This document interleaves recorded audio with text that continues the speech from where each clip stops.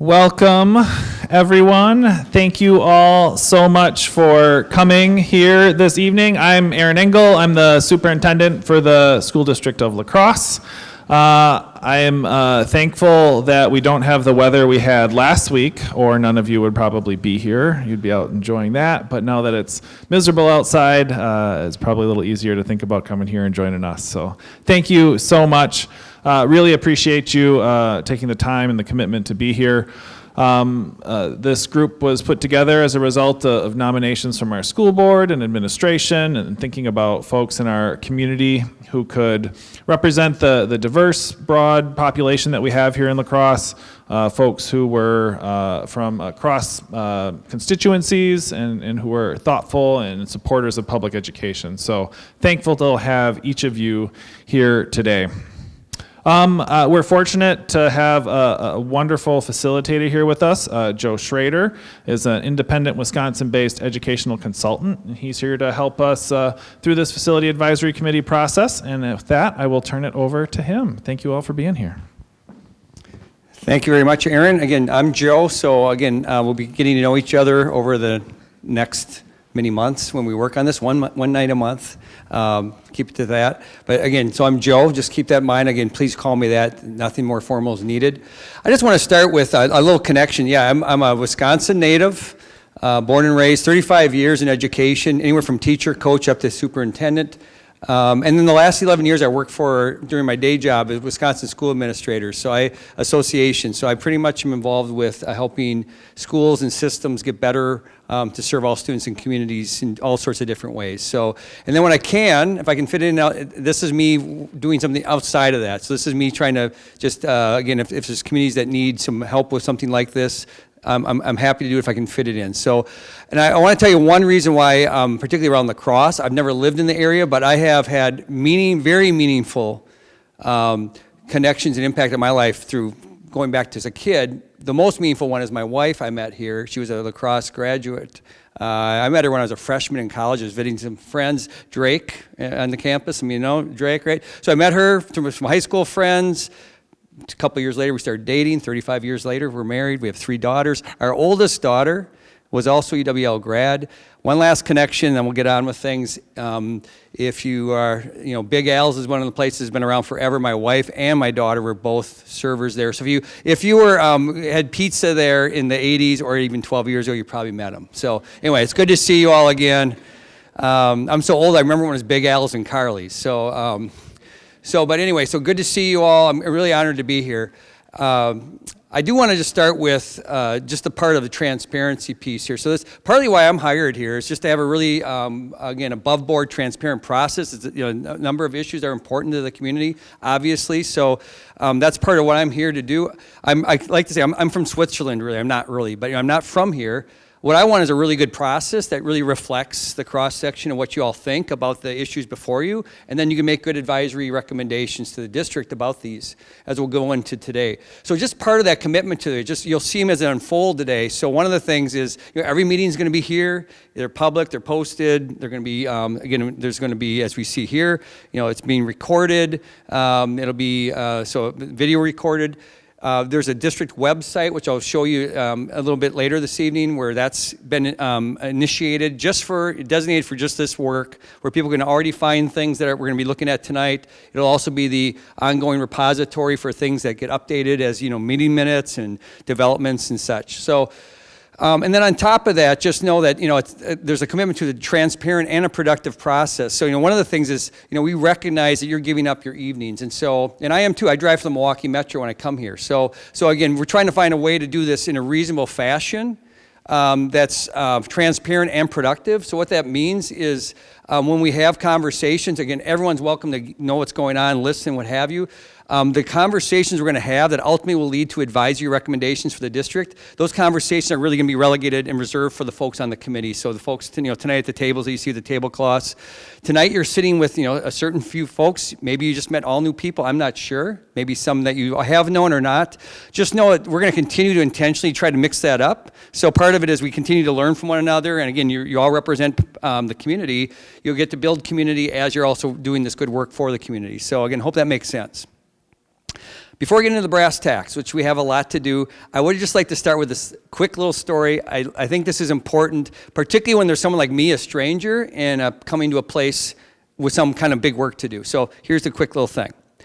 So there was a stranger, according to the story, that came upon 3 bricklayers one night doing their work, and he asked them all the same question. So he came up to the first bricklayer and said, so what are you doing? And the first bricklayer turns, annoyed, because, interrupting the work, and says, what does it look like I'm doing, moron? I'm laying bricks.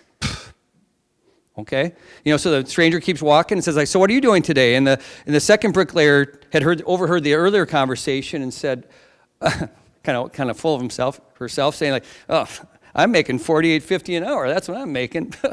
Whatever. And so, all right, so the stranger asked the third person, so what are you doing today? And the third bricklayer turns, sits down her tools, and says, I, along with my colleagues here, are building the area's largest, most beautiful cathedral. Years from now, even after we're all long gone, people will be coming to this very place to connect and find peace with their Maker. And so, 3 people, same time, same place, doing the very same thing, but with vastly different perspectives on what they're doing and what its impact can be. And I like starting with that story because, it's really a mindset story. And all of us can only choose our own mindset. That's all, we can, if nothing else, we can choose how we enter into whatever the circumstances are. So it's like a looking in the mirror kind of thing for me. I try to bring, whenever I come to something like this, do I gotta do this or do I get to do this? And the third bricklayer is like, I get to do this. And the other 2, I'm not sure. And so as we start this process, it is a commitment. There's no doubt about it. So thank you for making the commitment for this. As you enter that commitment tonight, I just have you think about which mindset would best reflect yours. Because you easily could say, I could ask any of you, because honestly, most of you, right, you're strangers to me, at least now, hopefully get to know each other. But I could say, so what are you doing tonight? You could say, well, it's facility advisory committee, facility advising, I don't know, right? I'm community, doing some community service here of sorts, and serving my community. Or you could just say, I don't know exactly even yet, but I know we're trying to roll up our sleeves around big issues in La Crosse that no one can solve alone. But if we can put our heads together, we can come up with the best recommendations we think we can do to serve our kids now and in the future and the community, and certainly better than if we weren't coming together for this task. So that's how I have you think about that. And just imagine, friends, what it could be like in here if everyone that's on this committee can bring the third bricklayer's mindset every time. Just imagine what we can accomplish. Imagine what the community and this board and everyone here can accomplish if that's what we're trying to do. Be our best selves, try to really think about this positively, how we're going to take this situation and make it the best we can. So again, I just start with that. I hope that helps. Again, choose the mindset you get. For me, I'm going to think about I get to do this, not I got to do this. I get to do this tonight, and it can make a difference for lives of kids I will know and ones I won't know, and that'll make all the difference to me. All right, so let's talk a little bit more about all this stuff before us. So we have this agenda like this. You're going to see a number of things today. You have all these items here, and then for the folks who are not on the committee, again, I'll show you in a little bit where you're going to be able to find online things like this. Again, information we'll be sharing tonight and afterwards through this process. So this is the agenda. I'm not going to walk through, but you'll see as we go. That's the thing overall that we're going to be working through. Tonight is a lot of foundation building. Just know we have even tables because most of the time we're going to try to have you very much engaging with whoever your table is. Kind of give you some information, let you chew on it, give us some feedback or some thoughts about it, your responses. Tonight there'll be some of that. It'll be less because, quite honestly, today, as you can tell by our agenda, we have a lot of kind of report outs about different parts of this because what we're trying to do very quickly is build a foundation where you have a commonality of understanding and you're equipped with information that can help you start, ultimately giving it good advice. And today it's early. It's more about foundation. As we go, it'll be more and more about input. Fair enough? But that's kind of what we're going to do. You'll see it as we go. Again, I'm the facilitator. Again, Joe. We're going to call you the FAC, right? So a Facility Advisory Committee. There's going to be lots of times for input, as I mentioned, including, and I'll talk about those as we go. So whenever you see this, it's just a reminder that this is an opportunity for some input, whether it's now for verbally, whether there's some mechanisms we'll share as we go through the evening about how to give written input as well. And even if you're not in the committee, there's opportunity for written feedback and input as well. We talked about the bricklayer, so again, thanks for choosing that mindset. So these are the members of the FAC, again, Facility Advisory Committee. I might use them interchangeably. I'll probably use FAC more regularly, right, because it's quicker. So FAC, these are the members. Again, you'll be seated as we go. Thank you for your commitment to these evenings. Again, you already know the dates. Again, for those who haven't seen the full list, we are meeting the idea is to meet now April through November, once monthly. And we'll, through a series of 8 evening meetings, all here at Hogan, typically 6 to 8:30, and typically there will be food because we recognize a lot of you are coming straight from work or other responsibilities. As we said, the seating will vary so you can get to know people as you go.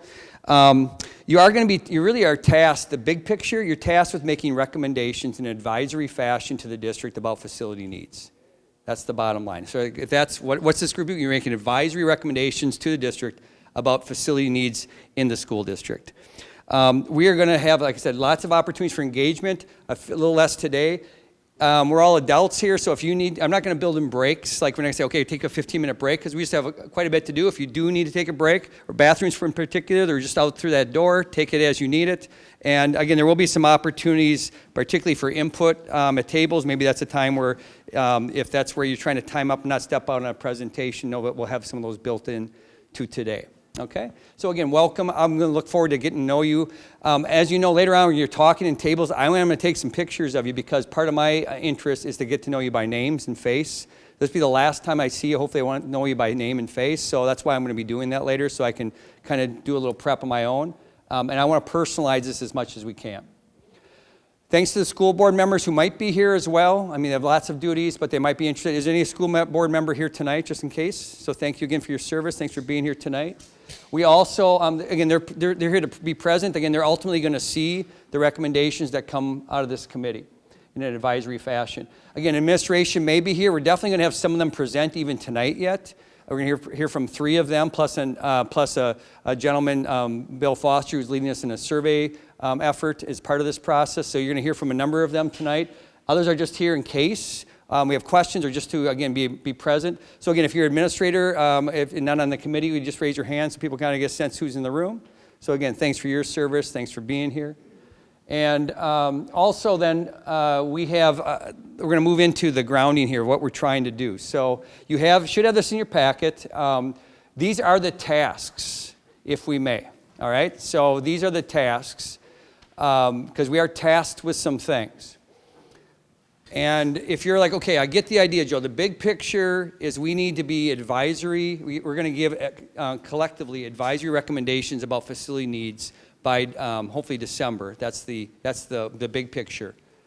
But these are the kind of the parts or the components of that task, if you will. So the first thing we're going to do is we're going to review demographic data, enrollment projections, facilities assessments, best practices, and other factors that impact school district facilities. In fact, if you looked at the agenda for tonight, a lot of the agenda tonight is feeding into that first bullet, trying to build a baseline of information for you all so you can make more informed input here soon. The second thing is integrate community feedback from surveys and other means into evaluations and recommendations. So yes, it's true that about the 25 of you are a representative sample of the community serving in this committee and going to make some consensus recommendations. But you're also going to be informed as part of that early process, in particular by feedback from the survey. So Bill Foster will be here. He's here in the later part of the evening's agenda tonight. Bill Foster is from School Perceptions. I think the most prominent used school surveying methodology and company in our state, do excellent work. He's got a draft to share with you, and then we're going to ask him for some feedback, and then very soon we're going to see that go out to the community. So if you look at our process, that's coming back to you pretty quickly in our process about what the community is thinking about this. So again, whether on the committee or not, everyone in the community can have input on this through the survey. You're going to get to see what the input from the community is on that. A third thing is just we hope that you will serve as a factual key communicator. We like to use that language. People say, I saw you on the commission. What's going on? Again, that's just, we think some of the best communication is direct, in your own circles, your neighbors, whoever it might be at work. And as you're here, maybe people know. So again, thank you in advance for being a key communicator. If people want to know more, you can show like where they can find out more on the website, or there's a survey coming out. You're going to give your input in that. Those sorts of things, which can just be helpful to get the word out. Because again, there's very much intentionally sincere interest in having this be transparent, very engaging, very involved. So we know where the community is, and you can ultimately factor that in with what recommendations you give in advisory fashion to the system.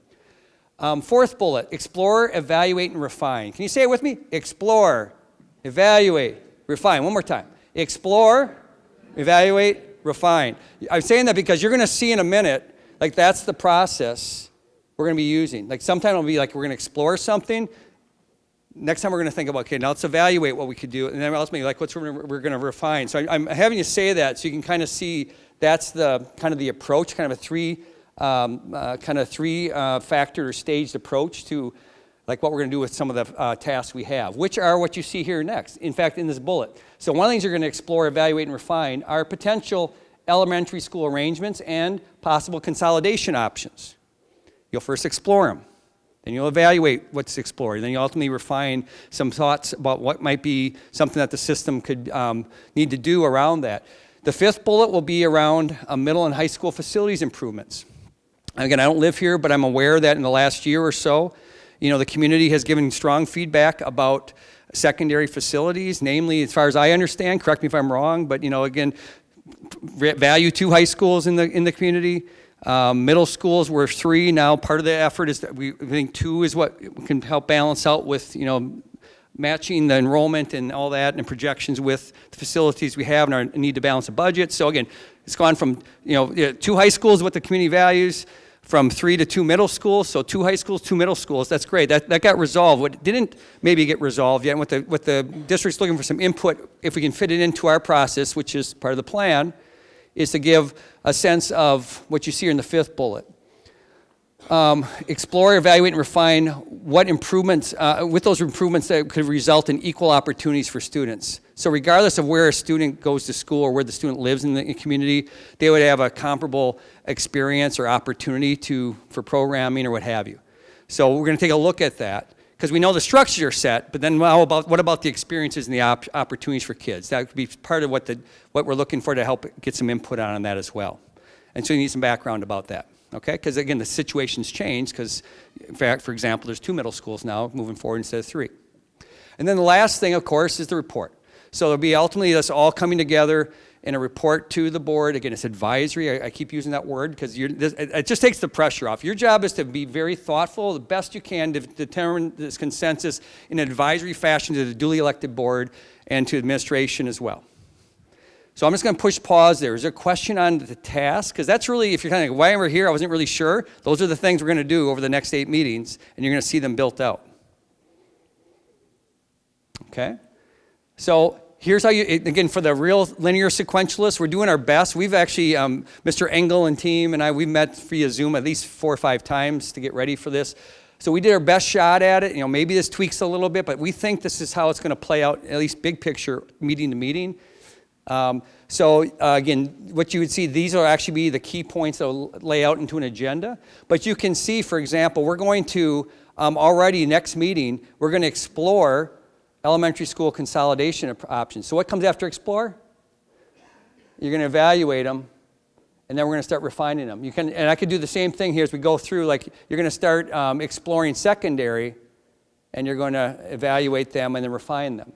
And we think as part of the other effort with elementary options, we're also, if we start looking at, what's the consolidation options we might need to do for the factors you're going to start learning about more tonight, we might have to actually look about how does that impact, for example, attendance boundaries. So you're actually going to see, so you might see boundary options being explored by that 4th meeting, and then maybe evaluated and then refined.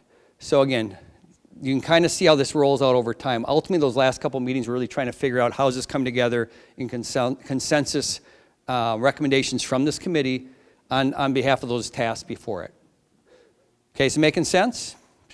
Again, linear sequentials really like this part, right? You can see how it is, meeting to meeting, month by month. Hopefully, I'm assuming, friends, those dates are all on your calendar. I know they are mine because And I know we have 2 meetings every time for one of these. We meet at least twice to prepare for them or do the post-op of everyone. So yeah, lots of things set away so we can be delivering a product that's helpful to the community for the charge we're taking on, the task we're taking on by December. That's the goal.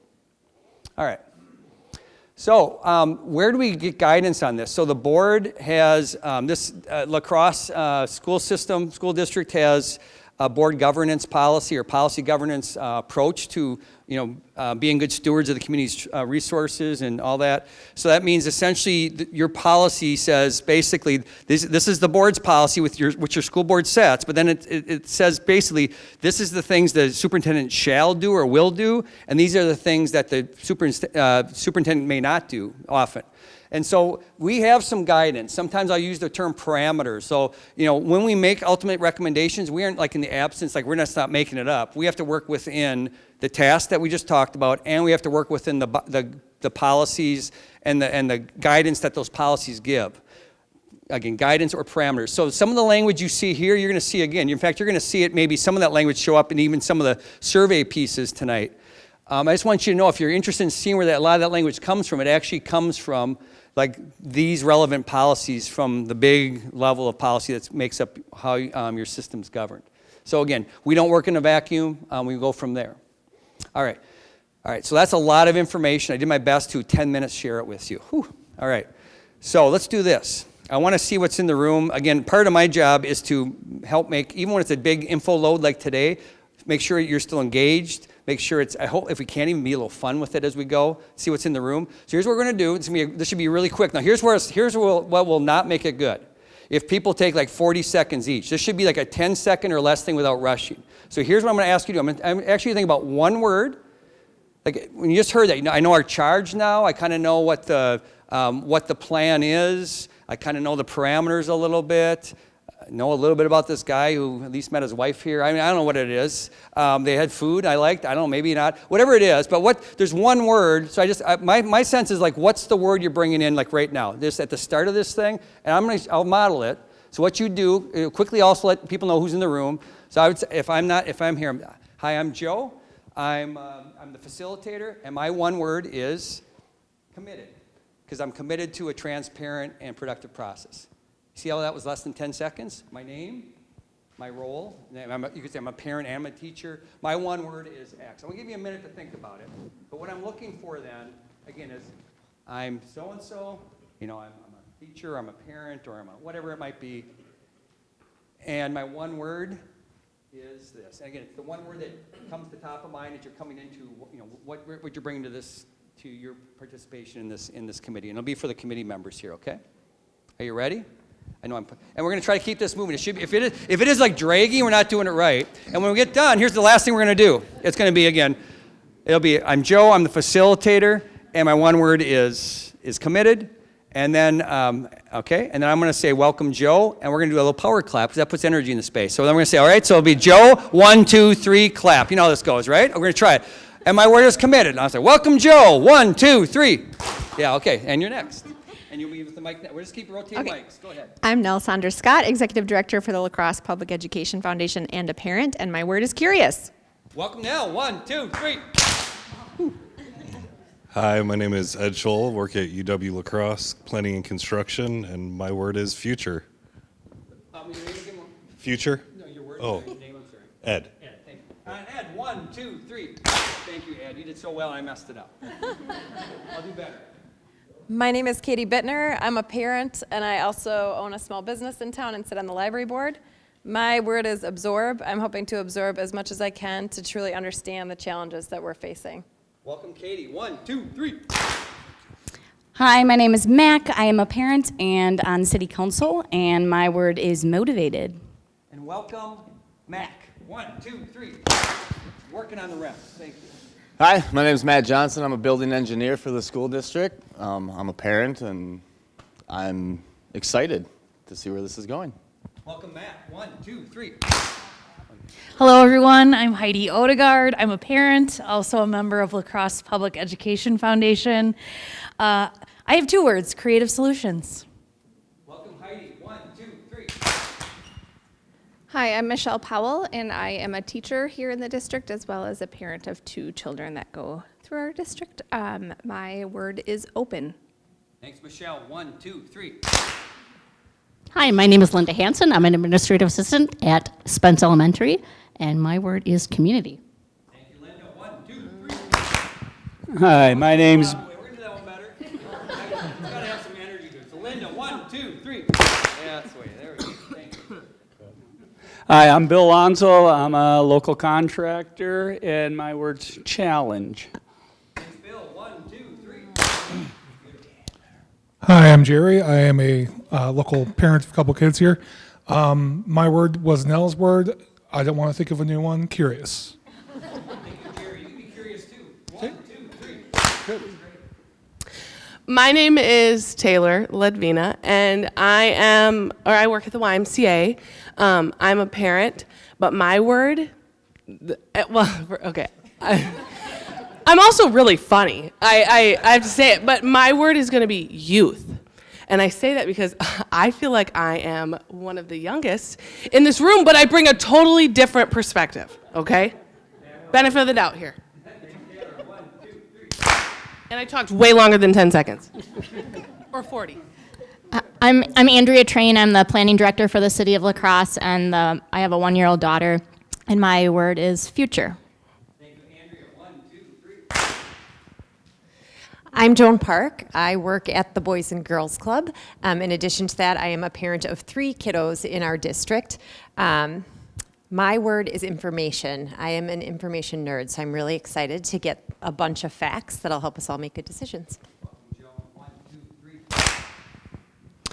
My name is Carl Green. I'm with UW Extension and a parent with 2 kids, one in high school here. So my word is ready. Thank you, Carl. 1, 2, 3. My name is Courtney Locken. I have 2 young children in the district, ages 5 and 8. I've worn a lot of hats in terms of civic volunteering, and I listen to philosophy podcasts for fun. So my word is inquisitive, because I'm excited to just be inquisitive about all of the different issues that we're facing. So thank you. Hi, I'm Tammy Gruen, and I am a teacher at Logan High School. I also have 4 boys, 3 that are graduated from the district, and 1 that's a sophomore at high school. And my word, I think, is going to be communication. Thank you, Tammy. 1, 2, 3. I'm Paisley Ciccone. I am a parent, and I work at the La Crosse Public Library, and my word is thoughtful. Your name one more time, please? Paisley. Yes. 1, 2, 3. I am Anna Stint. I am a district-wide parent chair and then also work at our local YMCA. My word is journey. Thanks, Anna. 1, 2, 3. My name is Steve O'Malley. I'm probably the oldest in the room. I'm a retired county administrator and have been engaged with the school district of La Crosse through 3 superintendents. Very proud of the group that represents your, and I'm probably the word would be interested and committed to help find a good solution for our community. 1, 2, 3. All right, it's contest, so I'm going to try and be funnier than Taylor. And I'm younger than Steve, but I retired much earlier than Steve. I retired as a teacher 13 years ago. I've been a small business owner. I run a local nonprofit, the Outdoor Recreation Alliance, and I'm a parent of 3 kids in the district, and my word is innovate. Ever since we moved to La Crosse, after being kind of all over the country, all over the world, I've posed the question of why there's no logical reason that we don't have the very best school in the entire world for any one of our schools in this community. So I think we can get there. Thank you so much. 1, 2, 3. My name is Tim Alberts. I have 2 children in the district, a bunch of nieces and nephews. I am a former loser of the last school board race. And my word is optimistic. 1, 2, 3. Yeah, and humility too, I'm hearing in that. Thank you. That's very kind. Thank you. Thank you for playing along. I really mean that. I mean, we're gonna be here, and it's good to be able to do that and get to know each other and build community and do things that maybe make you out of your comfort zone just a little bit without being too bad, right? So thank you again for that. I don't take that for granted. All right, so let's get into a couple last things to just get said in this. I don't want to take too much time, but again, we need to take a little bit of time to do this right, particularly how we're going to make decisions around this. So again, the roles and norms, we want to just take a moment. So the norms, or the first of the roles, we're going to actually ask you to take each time at each table. So you could talk about this. It should only take 30 seconds once we make time for it, and it's not yet, but when we give you time here in a couple minutes, someone at your table should be timekeeper. I always tell you, like, you got 5 minutes for this, you got 10 minutes, whatever it might be. So it's someone's timekeeper. If you have 2 questions, you got 8 minutes, you know how to do that. Because otherwise we can lose track sometimes. You ask someone to be the scribe. If someone could just take the notes for whatever it might be that you're talking about. And then if we need it, we won't always need to hear from every table, but we might want to hear from a table about what the table talked about. That's where the reporter comes out. So again, timekeeper, scribe, or a reporter out to the big group when we come back, if we have time and if that's what we're asking for. So please just know tonight, our first thing when we go here in a moment, figure out who that's going to be, and just keep that consistent for the rest of the evening if you can. All right? The thing that I want to do right now, though, is talk about norms, and then we're going to get into our rest of our work. Before we do the norms first. So norms, I think you all have been in groups, I'm sure, but let's just a reminder. The way I understand norms they are basically ways to operate, to be efficient, and your most productive civil selves, okay? So with that in mind, like I'll just suggest one. Like one that I think people tend to like, and I think it helps, is like we're going to start on time and end on time or early. Can you live with that one? Start on time or end on time early. Do you notice we started on time today? So thank you for being here early or on time. And my job then is we're going to be done by 8:30 or early. That's what if you say that's good, my job is to help make sure that we live up to our norms. So that'll be one. I'm going to ask you to take the next 4 minutes at your table. What else would you add? And this does not need, it should not be like 15 things. We're going to come back with, we're going to try see if we can find like 3 to 5, 6 things that would be like the things that we'll hold ourselves to be our most effective, efficient civil selves while we're going through this process. So 4 minutes. First thing again is figure out who's doing this. Those roles, that should take 30 seconds. And then the remaining time, any other norms you would add to our emerging list. I'll come back in 4 minutes. All right, friends, we're coming back. Excellent. Okay. So I'm going to ask for, again, we're going to try to keep this on mic. Again, remember, we're trying to make sure this is, again, can be heard if someone isn't here and they are watching the video later. So we're just going to ask if you're a reporter, if you have an idea to add, I'll take it. I'll try to capture it. Make sure as you raise your hand, just wait for, again, Aaron to get by you with the mic. And then I'll try to capture, make sure I'm getting the essence of it. If not, let me know, because that's fine. I'm just trying to capture it accurately. And then we don't need to hear the same one over and over. So we're only looking for original ones. And again, if you see yours up there already, don't worry about it. So who'd like to start with one addition here? Yes, please. Yeah, just one for now. All right, so one of the additions that we have to our norms is suspending judgment. I heard a lot. I can see a lot of yep, we're here. So again, if we don't need to repeat that, if that's right, what's another one we'd want to have? Okay, I'll put it right here. We talked about the importance of engaging in civil discourse, but taking that a step above and beyond so that we're not only, you might need to wait and hear the full scope. Shoot, I told everybody I would do this. I said I shouldn't be the reporter for this reason. Shoot, well, now we might have to come back to me, you guys.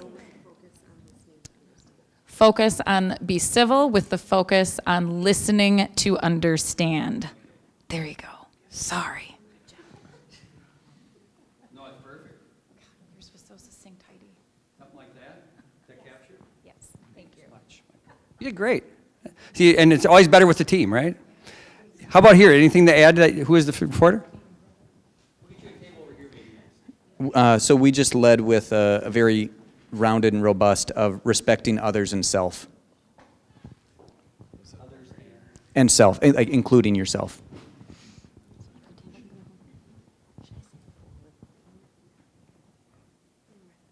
Yeah, you have one, please. Okay. Thank you.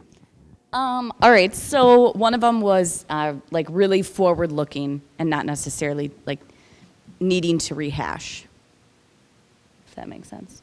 So sometimes when people say like, and be prepared, Yep. like we're gonna give you stuff like, so is that what you mean by not needing to rehash? Like be prepared? Is that kind of, or no, not no. that? Okay, what do you? No, so okay, not I feel like rehash. everyone else Okay, can. so Yeah, focus on the future. I see what you're saying. Okay, yeah. Yeah. Okay. Got it. I didn't understand it. Thanks. I got it. Yes. Okay, ours is what, it's okay to have different opinions. In other words, I might be right most of the time, but it's okay to listen to theirs.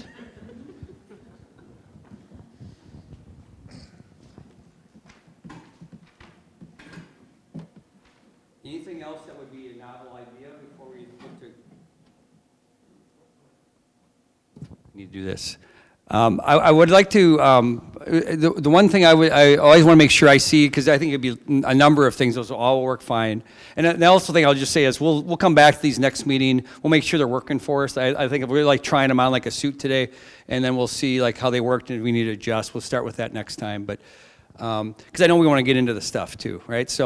But I would say like, so how are we going to make decisions? So I would like to offer to you a norm around consensus that I think has worked. In fact, I know it's worked in every group I've worked with, so I'd like to at least offer to you and see if it also will be okay for you. Because at some point, again, these are going to help me know how to help you be your best. And that I have to help. My job, if we ever get out of in balance with those, I'll have to say, hey, friends, so our norms, can we need to be, whatever. I might have to, I don't want to have to, but that's part of my job, right? If we need to be our best. So here's what I would suggest. And let me put the mic down for a second. I'll be a little louder. In fact, let me just say it to you now, recapture it. I think I wrote it down here. Yeah, so I would like to suggest one of our norms is we make decisions through consensus. And what that means, though, is you have consensus when two things occur. And first, that every different perspective on a topic at hand has had opportunity to be heard.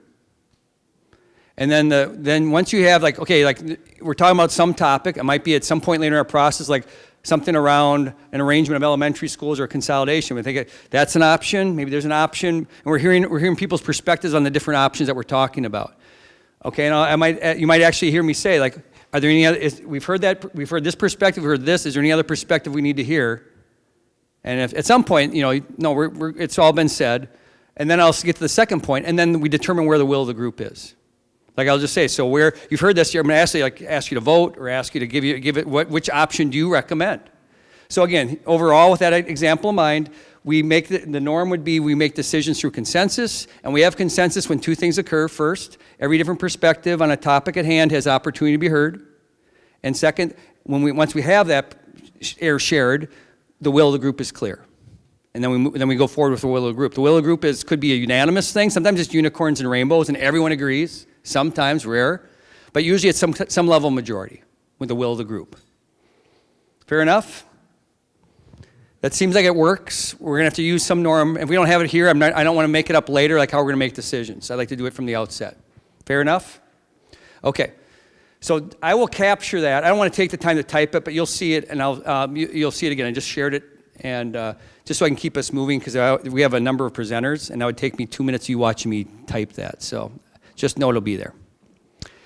Okay, so last thing that I want to do is, do you see these little cards here? Are they somewhere in your yeah, you see them on your table? So a little bit about this. This is a mechanism we're going to use in this process every night that we are gathered. So tonight, if you looked at your agenda, we are just wrapping up the first 3 items. We have 9 agendas. We just took care of 1, 2, and 3. 4 and 5 are going to be 2 presentations. And then we're going to take then you're going to have some table time to talk about those 2 presentations. Then if you look at your agenda, 6 and 7, they're also going to be presentations, because we're trying to build this foundation of information for you today, right? And then after that, segment 8 is you having kind of an overview of conversation once more. So basically the rest of the night is 4 presentations, 2 times to talk about it, kind of breaking it up in the middle.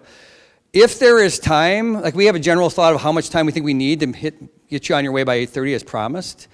But if we have time, if I feel like there's a couple minutes we could do, I'll say like we can take another question or 2. So you might have an opportunity just to ask a question tonight. But I'm going to assume, because we have so much we're trying to do tonight, especially, you might have questions that you don't have time to ask just because, we don't want you here till 11:30 tonight.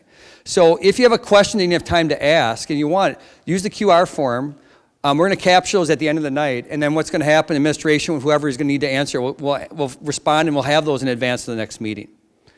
And in fact, if you're not on the committee and you had some written input or something, you also, so if people are not on the committee but are interested, you could also do that. And again, you see Mr. Engel, again, the superintendent has them. So just as they come up, just know you have it. You can't, again, for efficiency's sake, we have to have the conversation with the 24 representative samples here in the committee. But again, everyone can give input. So just know that. All right. With that in mind, let me then please turn it over to our segment 4 presenter here. I forgot one last thing, website. I got it in front of myself. So last thing, and then I'll turn it over. So district is, again, part of the transparent process I mentioned earlier, trying to have a spot that anyone can go to find out more information. So the website's here. I'm just going to show you just real quickly what's here. Take a minute and do that, and then I'll turn it over to Mr. Levina for the first presentation.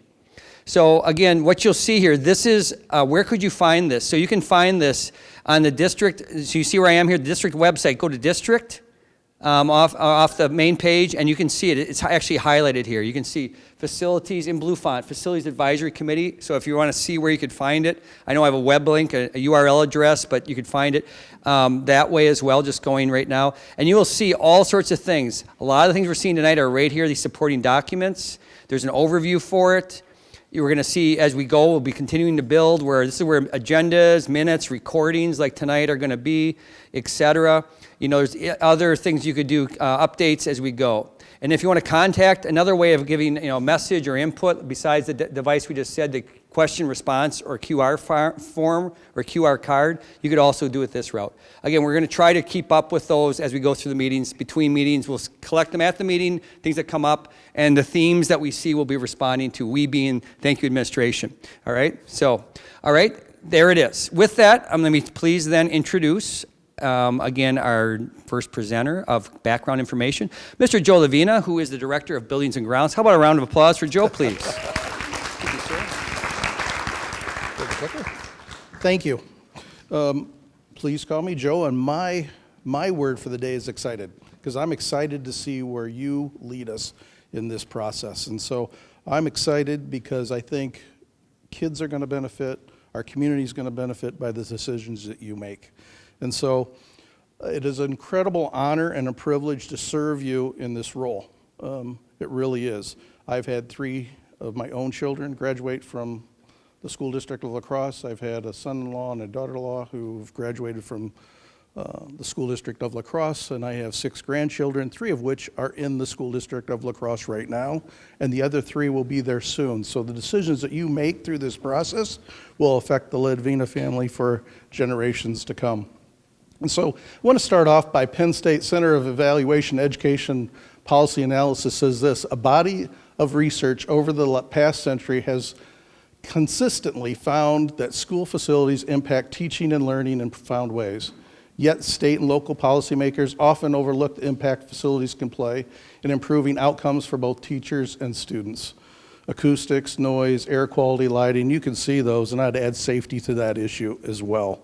And so one of the things I want you to know as we go through this process, our staff are our #1 asset in the school district of La Crosse. They always have been, and they always will be. But facilities do matter.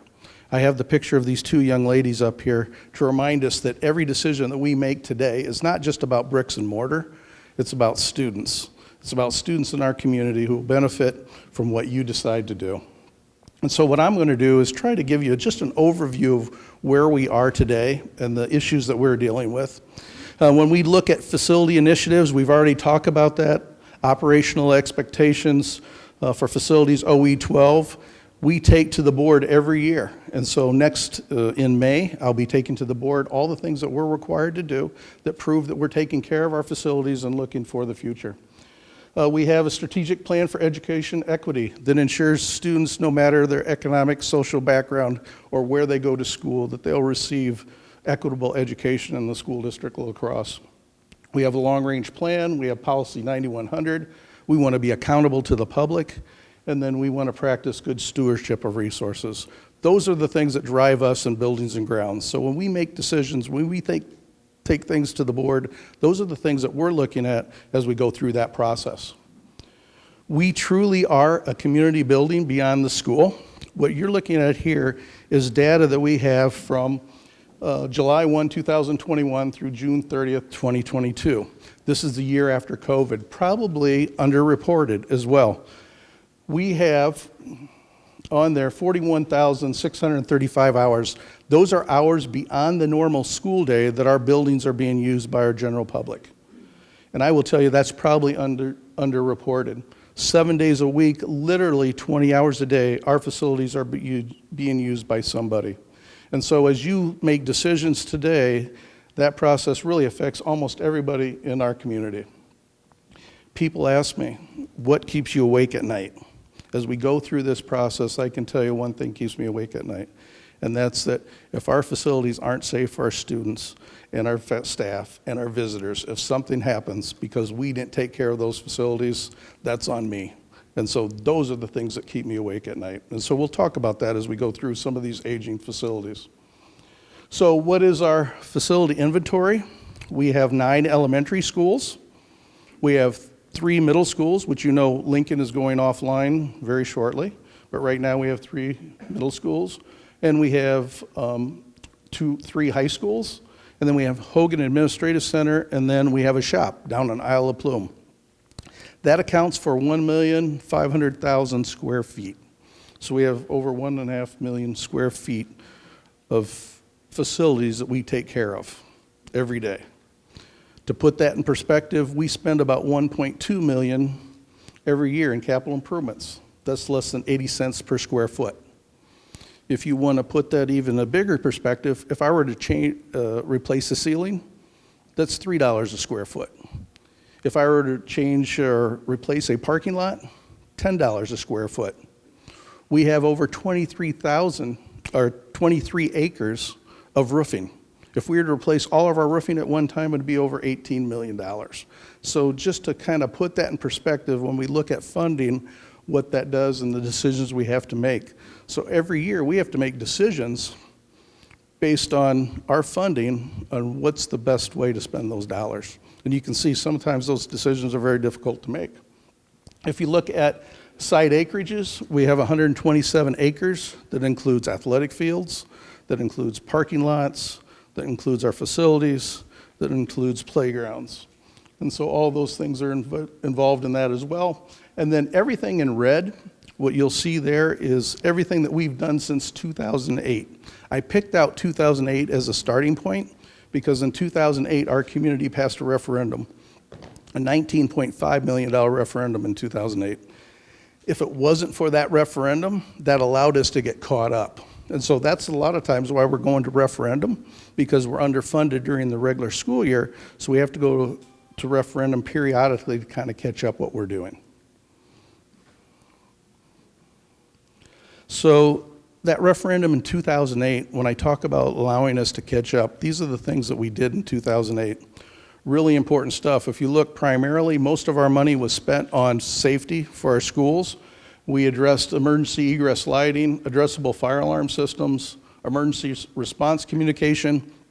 That's where we have areas of rescue in each school. So if the emergency does happen, we have students who can't get out of the building, that's where they go. And they can communicate with the fire department and the police department. We have camera systems. We have over 400 cameras in our school systems today, and we're looking at adding more. We have door and lock sets hardware. We replaced all of our lock systems that we needed to do because teachers couldn't lock their rooms from inside. They had to leave outside the room in many cases and lock them with a key. So the reason there. Student drop-off areas, we did a few of those. HVAC. We did a lot of work in HVAC, and you saw that kind of in this last slide where everything was in red. We addressed HVAC, boilers, those things really allowed us to catch up. And then we had locker room and restroom remodels. We did an addition at State Road School, and I'll talk a little bit about that. And then we did window replacement and kitchen expansion. So those are the things that allowed us to do during the course of that 2008 referendum. It took us 5 years to do all those projects, and we used other funding sources. In fact, it was a $19.5 million referendum. We did not use all the money from the referendum, so we used other resources, and we were able to accomplish about $20 million worth of projects, $21 million worth of projects. So community partnerships, really critical. We would not be able to do some of the projects that we've been doing without those community partnerships, and these are 3 of them. Up in the upper left-hand corner, this is Souls. Souls is Solar on La Crosse Schools. It's an organization that just started up for our benefit. They serve us only. We have over 550 solar panels on our schools, primarily at Hamilton and Northside Elementary. We have some more fundraising that's going on. We just had another $20,000 donation to Souls on our behalf, so we're going to be doing Polytechnic very soon. Allows us to save some money, but those things wouldn't have happened because the payback isn't great if we have to use our funding for ourselves. And we're going to spend money on other things. We never get to those priorities that we'd like. Logan Athletic Field, that's $1 million project that over 80% of that was paid for by private donations. And that wouldn't have happened without that. We have over 60 athletic events on that field a year. And so that was really critical so that our kids can have a safe field to play on. And then down here, we have the Hamilton edition that we recently did with classrooms, with the LMC, and that was really a partnership with many organizations. In fact, the Boys and Girls Club had 3 primary donors that donated. We had the City of La Crosse that contributed $400,000 from the CDBG grants, and then we had Gunderson Lutheran that gave us $1.2 million. And then the Souls provided all the solar. So through that project, we did a $4.8 million project, and we spent less than $2 million, the school district did. So those things are critical, but we wouldn't have those things if we had to rely on our own funding. And so we're always looking for ways that we can work with other individuals.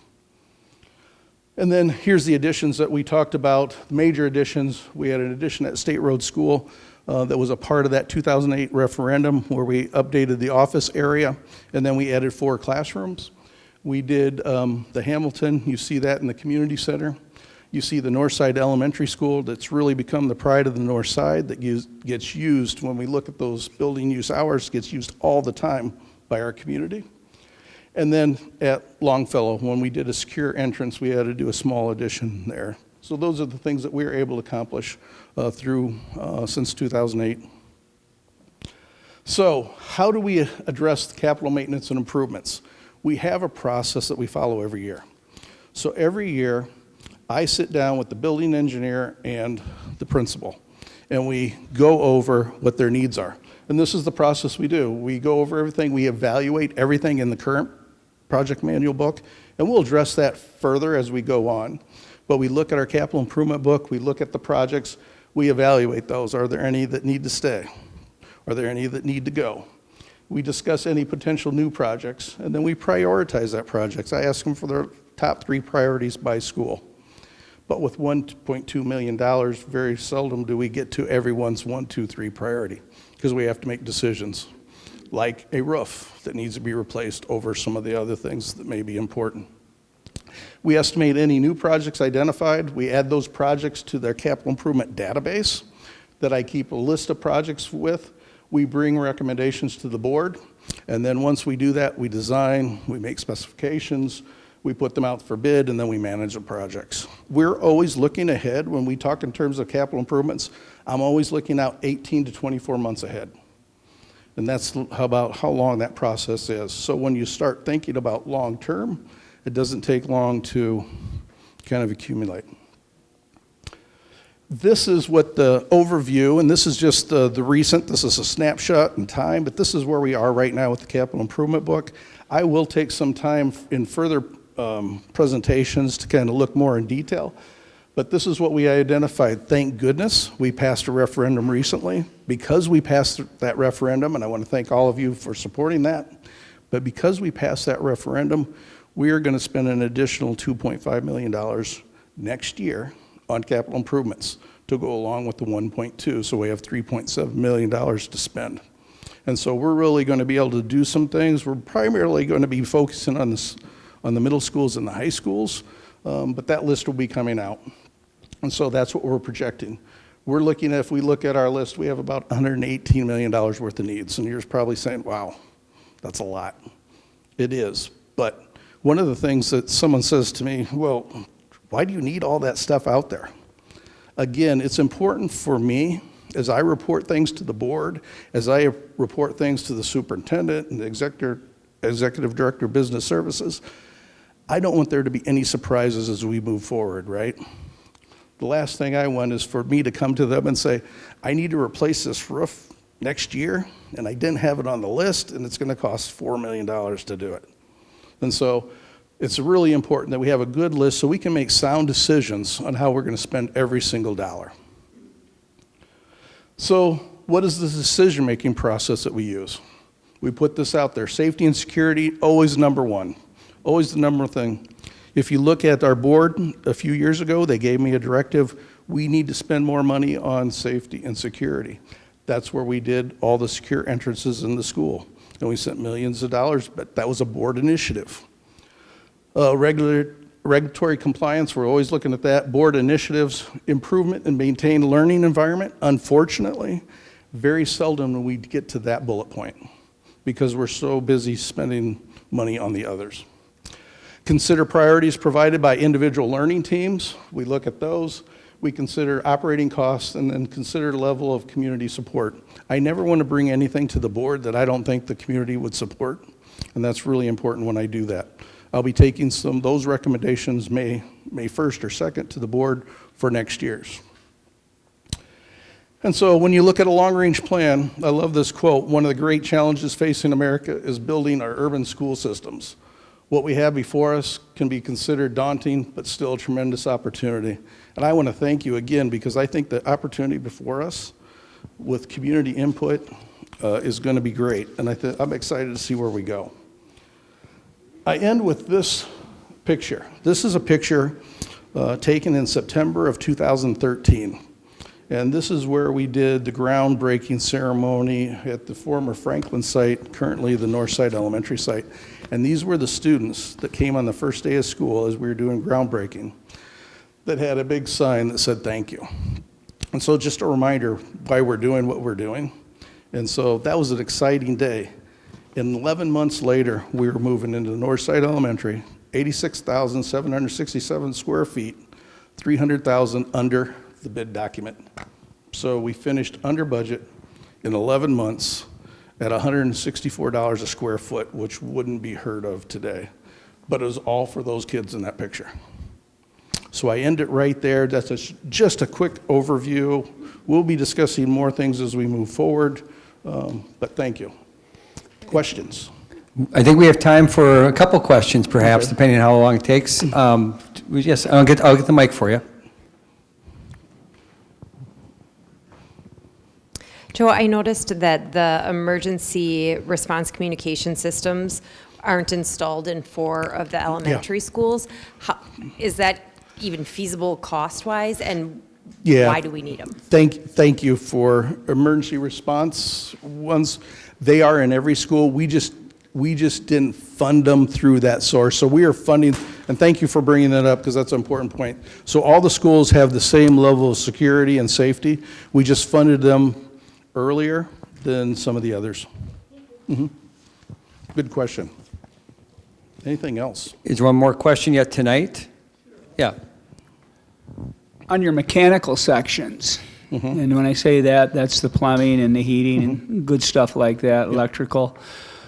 When you go through your little list of things you're looking for, do you do that, or you take it by your head custodians and stuff like that, or you take it from us plumbers, or you know you know where I'm getting at? Yeah, all of the above. So when we look at what our needs are, well, we recently did a facility study from Bray Architects, did a facility study. We used the data that we got from that facility study. That was in 2021. We did a facility study, the last one before that was in 2006. So we used that data from the facility studies as a part of that. Then we use expertise of people coming into our buildings, and we use our building engineers as well. So we use it really from a variety of different places. Yeah. One of the things I will say that we're fortunate when I talk about the Northside Elementary, because that's near and dear to me because I had an opportunity to be a part of that, is that we used over 80% was local labor, because we approved contractors before we took it out for bid. And so we know the people working on the job were invested in our schools. And so they're the ones that give us, a lot of times, will give us a heads up on what some of that may cost to do. We do it a variety of different ways, but they're really important when in terms of partnerships and what we do. So I think we'll just cut it off right there for now. How about a hand for Mr. Lavina, please? Again, and maybe it'll just come up as you go, but again, the question response form, again, I just received one from the audience too, that's fine. We'll collect them. Again, we anticipate getting responses back to you by the next meeting, it's just so you know, just to keep things moving tonight. But again, if you're in the committee as well, maybe it comes up, just please do that. Again, we'll capture those before we're done. And then as Mr. Lavina was just saying, more detail to come. In fact, next meeting in May, there's going to be more detail now, especially around the elementary level, et cetera. So know that you just got a history and an overview. Again, we're building foundations now. So next person up is, again, Superintendent Aaron Engel about enrollment history, projections, and capabilities. How about a hand for your superintendent too, all right? No? All right, thank you. Thank you. I'll be here all night. Enrollment history, projections, and capacities. My section's relatively short, in large part because we've been talking about this a lot over the last year, and I think our community has a general understanding of it. Our enrollment history, we've seen 3 decades of declining enrollment. And the primary cause has been declining birth rates. We commissioned a study with the UW Applied Population Lab to look at our enrollment history and our trends moving into the future, and people are just having fewer kids than they used to. I know my parents talk about farm families that had 13, 14 kids. When I was in high school, it was common for people to have 3 or 4 siblings. You know, me and my spouse, we only have 2 kids, and that's kind of been the trend that we've seen. And as a result, with the approximately the same housing stock in La Crosse school district that we had 30, 40 years ago with fewer kids in them, it just leads to a smaller school enrollment. Kind of to put a point on that, in 2001, the school district had 7,752 students.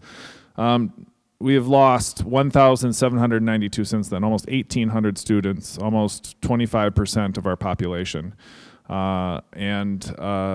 It makes a difference in the building capacities and in our funding. That study that we contracted with UW Applied Population Lab, all of their enrollment models showed declining enrollment for our school district. And our actual enrollments have actually been less than projected. It's partly because of the COVID impacts. But they've been on that same trajectory, and we anticipate that to continue, a continued declining enrollment as we move forward. And that impacts us in a number of ways. It means there's fewer students in each of our buildings. They're spread out more. It has impacts on staffing and other things, and we'll talk about that more next month. And it has impacts on funding. We're funded based on the number of students we have. So when we have fewer students in our buildings, we have fewer dollars to spend.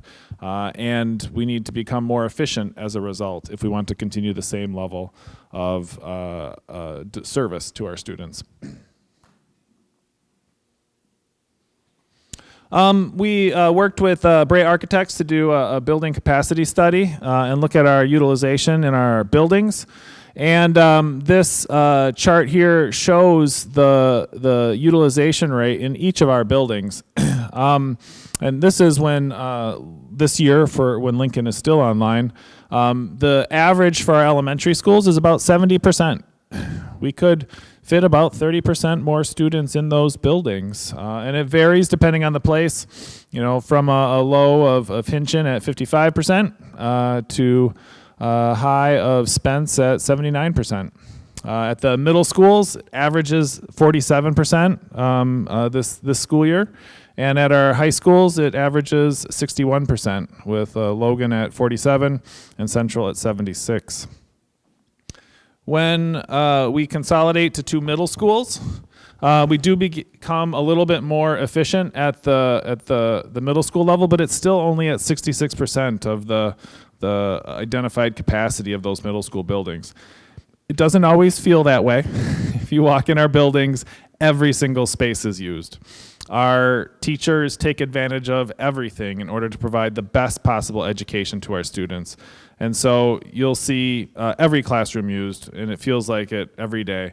But those spaces are used in different ways than they were 20 years ago when we had a lot more students. It might no longer be a classroom teacher in a classroom. It might be a special education teacher that has smaller groups that come in there. It might be shared by a title teacher and a success coach, and they're bringing in small groups from time to time. It doesn't look like it used to. It's not as full as it used to be. We've turned closets back into what they ought to be, closets, instead of offices for school psychologists or OTs and PTs. And so these have been positive developments, but we are using our buildings at a lot lower rate than we used to historically.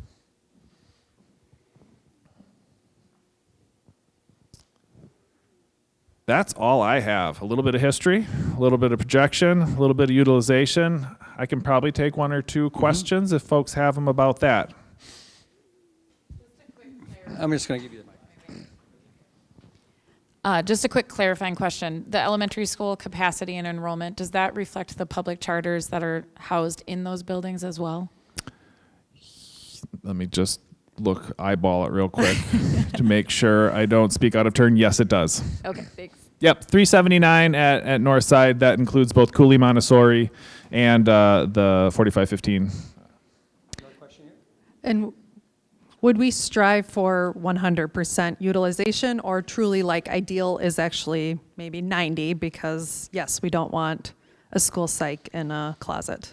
Yeah, we probably wouldn't want 100%. All it takes is one kid, and all of a sudden you feel like you don't have the space you need. You'd want to be at something under 100%. And we don't, in education, think about it in terms of like the number of seats and filling that up to 100%. And we'll talk about this more next month and in future months. We think about it as, how many grade level teachers are there in first, second, third, fourth, fifth, sixth grade? We want enough teachers in that building to be able to have full-time specialists, to have enough classrooms that you can kind of do a school-wide seating chart. Not every kid gets along, and so if you can split them up into different classrooms, that's helpful. We want enough teachers in a grade level to have a really quality professional learning community so they can support each other. We want enough special education teachers in a building so that if one's gone, there's enough others to kind of cover for the day. And so we think about it less in terms of like raw numbers and utilization rate, but more in terms of the sections that we have in there to support kind of a fully functioning school. Aaron, are you going to share with us something that looks like that compared to the larger graph that shows the declining? So 10 years from now, what do those numbers look like? Is that going to help inform our analysis or our questions? That's what's challenging to me, and must be to you as well, is if that's the challenge right now, 10 years from now, what does that look like in, now everybody's at 50% in the elementary, and because I have no idea from that where the decline is happening, and demographically, obviously, young kids or high school. Mm-hmm. I remember Randy talking about that over time, and Jerry as well. So I'm just curious how much more that's going to help inform us. I don't anticipate having that level of detail. There are companies that would go out and do kind of a neighborhood by neighborhood assessment of where growth will happen over time. Those are much more expensive than the endeavor that we put in. I don't know that that is necessary in this case. We can certainly pursue that, and if that's something this committee is interested in finding that information, we can make sure that that happens. If we anticipate a continual, another 15% decline in our enrollments spread across the school district, we might be at 55% for our elementary schools then in the future. But if that is something that this committee thinks is valuable, we'll make sure that that happens. All right, one more question, and then we'll move on to table talk. With Hamilton, going back to the traditional calendar, how do you anticipate Hamilton's enrollment being reflected? That's a great question. Over the last 9 years, Hamilton had a year-round calendar, and for a variety of factors, we've moved that back to a traditional calendar for this next year. Most kids, most families love their teachers, and they want to stay where their teachers are, regardless of the calendar, regardless of the specials that are offered, regardless of facility issues. And so I don't anticipate it to shift much initially. I think over time, the enrollment at Hamilton will increase as students that live in that neighborhood are electing to stay there because that model accommodates their schedule better. And so it will, over time, I anticipate Hamilton to rise a little bit while we're also experiencing declining enrollment. And maybe at some of the places where those students have opted out to historically, those will go down a little bit over time. But it won't be an overnight thing. It'll probably be 5 years as students matriculate back. But if you opted out of Hamilton and you're at Spence now, you love your teachers at Spence. You have friends there. You want to stay there, and you're willing to make that work. And if you've been at Hamilton and it was a 45-15 and now it's traditional, my teachers were awesome and my friends are here and I want to stay there. So I anticipate that to be the case. Thank you, Mr. Engel, very much. Appreciate that. How about a hand for him, please? Thank you again. Appreciate it. All right, so again, overview again. We had from Mr. Levina kind of a background on facilities. Again, just from, Mr. Engel about the enrollment. We're going to take a pause here, have a little table time. What's connecting, what's some questions so we can have you process that. And then we're going to go into the financials and then the draft survey with some feedback. That's kind of what the big piece is yet. Before we get there, again, this is the time for the 3 roles again to continue. We're going to give you 10 minutes here. And someone needs to take a break. This would be maybe a time too if you need to quick do that. But 10 minutes for a question around the 2 items you see here. And if you need paper, let me know. We're going to try to capture this, and so you can kind of see beyond your table, because again, I'm not sure tonight because of how much of a informational you'll be able to process it with a big group, but we at least want to let you capture it yourself. And if the scribe would keep the handwritten notes, and then just make sure I get them at the end of the night. We'll make sure that those get kind of collated and can kind of see what's in the room after this first night's information. And that'll help the planning team know kind of what to do too, like we just heard some questions. So if you need paper, let us know. But again, 10 minutes. Really we're looking, and maybe you can put, whoever's the scribe, put 7:15 discussion, because we're going to have one at 8 something later. So 7:15 discussion, and then connects and pauses or questions, so that's kind of the headers. And then just bullets is what we're looking for, you capturing from your table. Is that clear? One clarification, I made an error. Wally slapped my hand. The numbers for Logan and Central were reversed, and so that changes those percentages a little bit. The average will still be the same, but the capacity at each is a little bit different, so I apologize. Thanks for that clarification. See you in 10 minutes. Thank you very much. Thank you, everyone. So again, what we're just trying to do is give you a little process time with a lot of information today in this first meeting. Just again, what's your first things that you connect to, and what are some, again, questions or pauses? We'll ask that again after the final 2 pieces tonight. Again, and thanks ahead of time, scribes, for just capturing some bullets around that. We'll, again, and see me again with that before you leave today. Well, so just so we're all getting underway how this works. So again, after you get done tonight, then shortly thereafter, I'll be meeting with the core administrative team that's trying to plan this and keep this moving. We'll be looking at things like connecting and what questions you have. That'll help inform what the next meeting, what you're getting, the preparation around that. We meet twice between every meeting, like once after the meeting, once before it, et cetera. So just again, you're going to help us continue to feed that process based on what we're seeing from you. That's part of this effort. So thanks again for that. Let's keep this moving so we can again honor your time. Our next piece of background is from Executive Director of Business Services, Patty Sprang. Please give her a hand, please. All right, good evening. Thank you for coming. A lot of familiar faces around here. So I'm Patty Sprang. I have been with the School District of La Crosse. Oh. Can you hear me now? Okay. I have been at the School District of La Crosse since 2016. I have been in school business since 2003.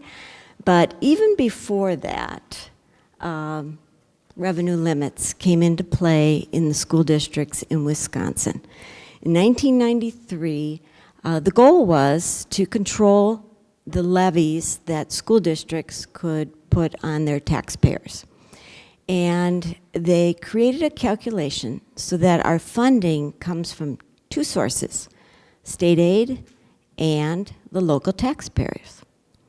It also provided an opportunity for us to go to operational referendum if the calculation provided insufficient funding.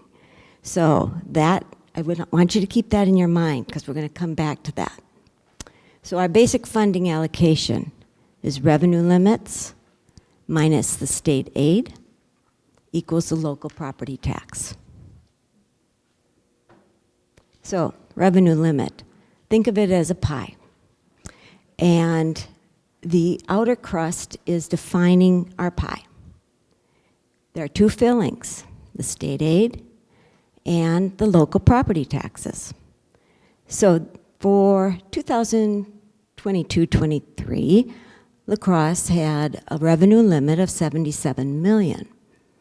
We received general aids is the light blue, and the school tax for our taxpayers is the dark blue. So the state funded us at 45%. The rest was for the taxpayers at 55%. If we had that turned around, more state aid does not increase that pie, does not increase our revenue limit. It only provides taxpayer relief. So, revenue limits, very important as the state budget is being developed. You're going to hear about a per pupil increase, and then you're going to hear about state aid for public schools. And they're really quite two different things.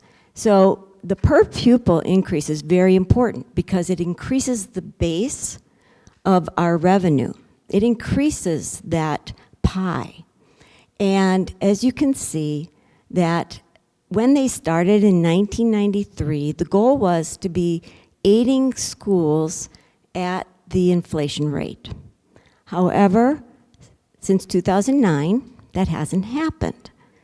And then in 2011-12, that's when Act 10 came in, and they took away aid from the school districts. And for La Crosse, that impacted us by over $600 per student. Then the following years of budgets from the state, they allowed very minimal increase for students, sometimes no increase at all. And as you can see, as of 22-23, the last biennial budget provided no increase per pupil in the revenue limit for the last 2 years. So that is what we want from the state. We want some increase per pupil. We want them to keep up with inflation. And even the increases that we've had have not made up for that $600 per pupil loss. So this kind of shows you the underfunding in the state budget for public schools. And for La Crosse, since 2009, that means $3,200 per student has not been given to us, and that's over $19.2 million in funding annually that we have not received. So, makes sense, right? To fund schools based on how many pupils that we are serving. So if a district grows and expenses grow, the funding grows, right? But for declining enrollment districts such as La Crosse and many districts across the state, we don't shrink that well. We're not able to cut our expenditures at that rate that the inflation is going at. So like our fixed costs for our facilities, Joe pointed out how many facilities we have, utilities, curriculum, and even our variable costs. So if we lose 100 students from year to year, right? We're losing maybe 10 students at each of the elementary schools, say. But yet we're not losing 10 students in one grade in one classroom. So if you're losing a couple students per classroom, you still cannot reduce the expense of the staff that's in that building. And then, of course, the rising cost of inflation and our post-pandemic student needs has put a pressure on school budgets. So this is in our budget book for this year. This just shows that 75%, about $83 million is compensation for our staff district-wide. We are a large district. We have over 1,000 employees. And that is hard to cut your budget when most of your staff is your budget. The other thing that's large is purchase services. What does that mean? Of course, that means your utilities. That means transportation. And do you know by state statute, we're required to transport not only public school students, but also private school students. So there are costs in here that are very difficult to cut. So the main general school aid is equalization aid. So there's one big pot of money that's designated by the state that funds not only public schools, but now also provides funding for the voucher schools. So if the general aid increases, it's not giving us more money to spend. I want you to keep remembering that. And general school aids at the state level are actually for local property relief. Not a bad idea for our local property owners, but it doesn't sit well for school districts. So the more aid means less that we have to tax of that pie and not more to spend. So this is interesting, and I want you to look out for this because I can guarantee that this is a year of a state budget that you're going to see headlines such as this. And when you talk about schools receiving millions more in aid, as a taxpayer, you're thinking, wow, our school district is getting millions and millions of dollars. Why can't they manage it? Actually, it didn't increase that pie. It didn't increase our revenue. It just said that the state is going to fund the public schools at a larger amount than our taxpayers have to fund it. So that is, when you see that, now you all will know that doesn't mean more money to spend within our school. So this is a good combination here. So as property values increase, which has been shown in La Crosse, and membership declines, the state equalization aid also declines. So when we talk about that big pot of money at the state level, it's just like our pie. It doesn't increase, yet maybe a district that doesn't have as high a property value as we do will get more state aid, but they're thinking that we're wealthy enough to support our public schools locally. So, remember back to that first slide where the statute in 1993 gave us that option to go out for operating referenda. And we have been so lucky in this school district to be supported locally with our operating referenda. As you notice, when we go out to referenda, we have to not only take into consideration the needs of the district, but also that impact on our taxpayers. So for many years, we did not increase our operational referenda, not because we didn't need more money, it was because maybe the impact was going to be too high on our taxpayers.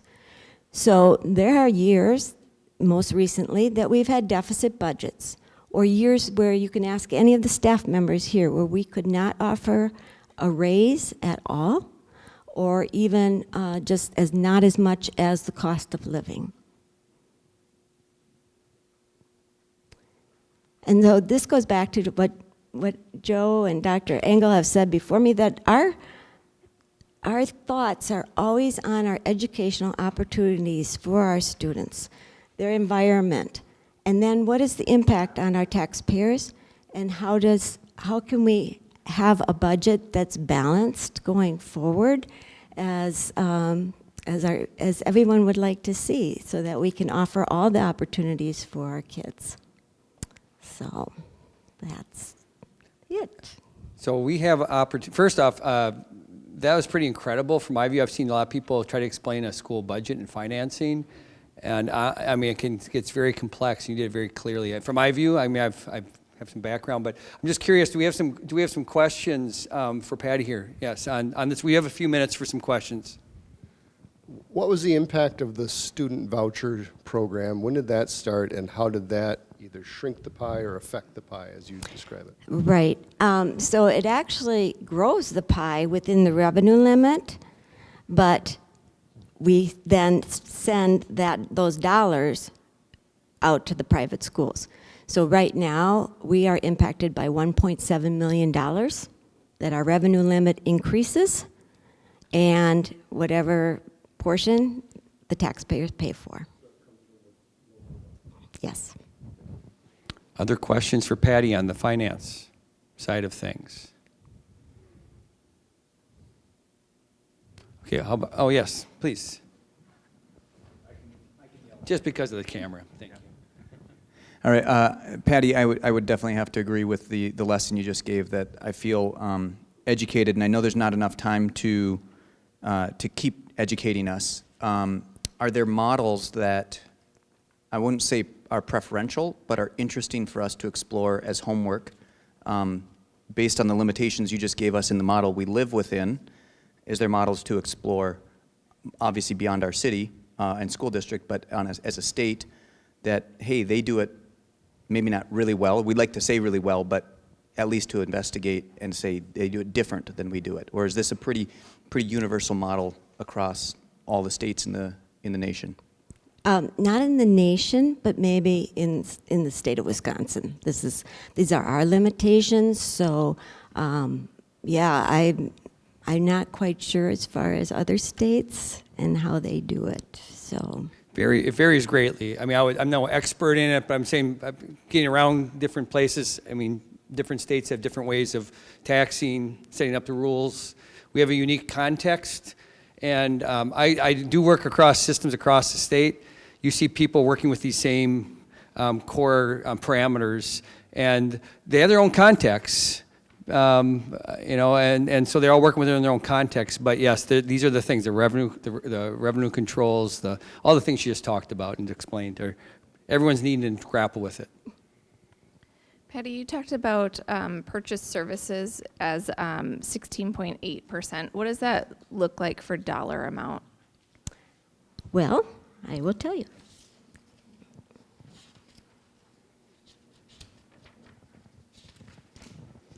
And as Patty's looking for that, if we might have time for one more question if there is, and just let me know. 1.7 million.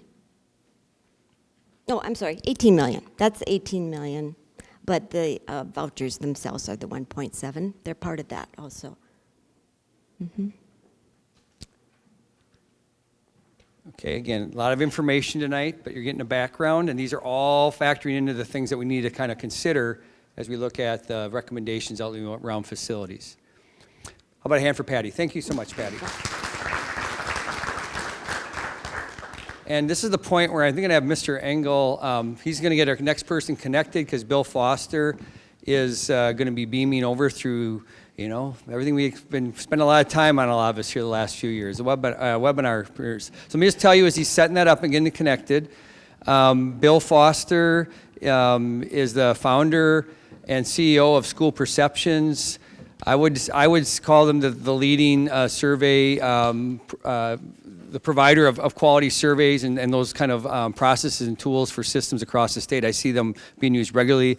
I expected they'll add great value to this process as well. I was really glad to see the school district partner with him. So Bill, that unsolicited endorsement there of you and your good work I've seen for years. So welcome, friend. How are you? We'll take a moment. Maybe you didn't hear any of that, so we'll just say I just made things up. No. And this will be, again, just as we're getting that set up. So again, this will be our last presentation today. And then we're going to give you time to process one more time, and then we'll talk about next steps. So that's kind of where we are today. And if you need to stand or stretch, that's all good. So do what you need to do, right? Take care of yourself. Hey, Bill, can you hear us? I can. Great. Yeah, and now we just need to show it and flip. Yep. We'll swap out the, yep.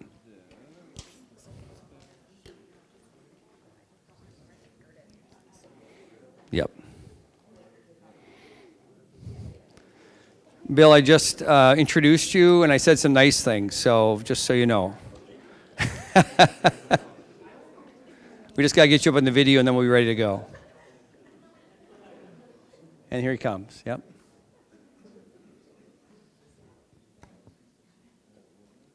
It was up there for a moment and then it's, yep. There he is. That's the window. All right, Bill, we can see you and we can hear you. So again, Bill Foster from School Perception. About a hand for Bill, please. I can hear you from there. Take it away, Bill. Thank you. All right, so thanks for having me tonight virtually. My job is to take you through really a survey section or some survey questions we would like to extend out and add to a staff survey, a parent guardian survey, and a survey to the broader community. And specifically, I think it's in your handout that you got tonight. It's the last page. And I could show it to you, but it's really the same thing. So the idea is we would like to provide this committee with the information that would be helpful for you to take the next steps. I know you're just getting together tonight kind of for the first time, but we want to go out yet this spring, gather some data, and then bring that back to help inform your planning process for the summer. Kind of what we came up with was two things. One is the focus or charge of this group, I believe, is primarily focused at the elementary level. And what we thought might be helpful is to go through and kind of identify what I would call the planning criteria that people are using in terms of establishing the importance of those. So the first question really goes to that. I better get it up here on my, here we go. So what it says is, you're probably aware our enrollment has dropped by almost 1,800 students in the last 20 years. Because state funding is tied to enrollment, the fewer students we have, the less money we receive. It has become very costly to maintain and operate all our schools. To help solve this problem, the district created your group, a facility advisory committee, this spring. The charge of this group is to study options on how to adjust our elementary school configuration, which could include school consolidation. Ultimately, the committee will make a recommendation to the school board, I think later next fall. Your feedback will help inform this recommendation. So again, this will be staff, parent, guardian, and the broader community are all going to see this. And the question we're asking is, what factors are most important as we plan for elementary school reconfiguration? And the idea here is to pick 5. So what I want to do when the dust settles is come back for this group and say, here are the most important to least important items. And we brainstormed the list. You can see it. And this is listed alphabetically from accessible classrooms to adequate parking, aesthetically appealing schools, appropriately sized classrooms, building maintenance costs, bus ride times, classroom with exterior windows or what people call natural light, comparable opportunities for students at each school, costs of building renovations, adaptation and replacement, dedicated art and music band classrooms, dedicated gyms, not shared with cafeterias, dedicated space for small group instruction and student collaboration, eco-friendly, energy-efficient buildings, fewer site challenges and or limitations, meeting space for staff, parents, and the community, operating efficiencies, safe, efficient vehicle traffic from student pickup to drop-off, and social economic diversity in our schools. So that was a list that we brainstormed. Let me pause and ask, is there something we're missing, or is there something that is confusing of what I just went through?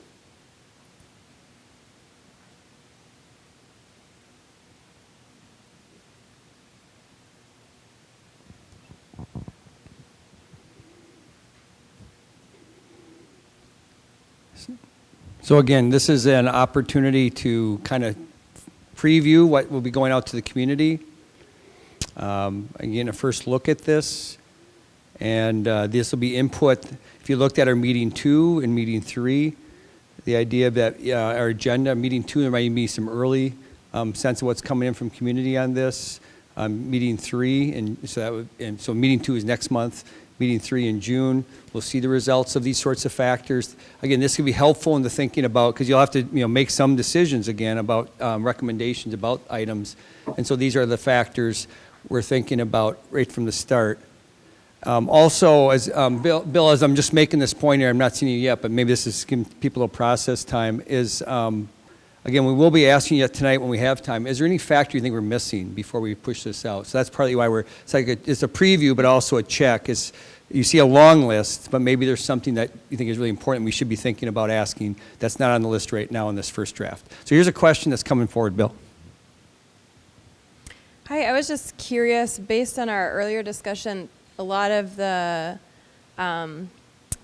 things that were changed that Joe was talking about were safety related, so security systems, things like that. And I was just wondering, does that fall under building maintenance costs or operating efficiencies, or is that another category that we should be looking at?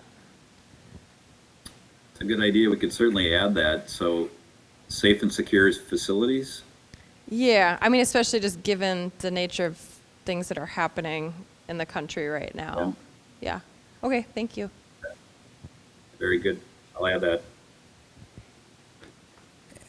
And I'm just walking across. We'll have a couple more in a second.